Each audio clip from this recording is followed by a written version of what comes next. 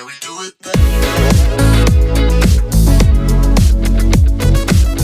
At first glance, most drones may look similar.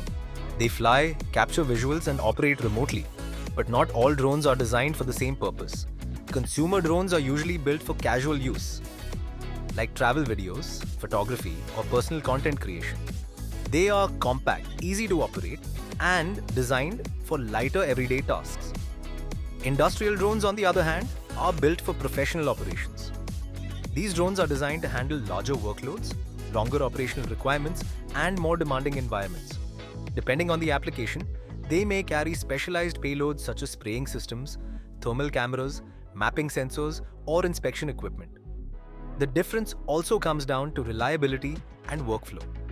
Industrial operations often require structured mission planning, stable flight performance, operational monitoring, and detailed reporting after the mission is complete. For example, a consumer drone may help capture a cinematic aerial shot, but an industrial drone may be used to monitor infrastructure, support agricultural spraying, capture survey data, or assist in large-scale inspections. Organizations such as Garuda Aerospace develop drone systems designed for different operational requirements across industries. Because in professional environments, drones are not just flying cameras, they are tools built to support specific operational needs.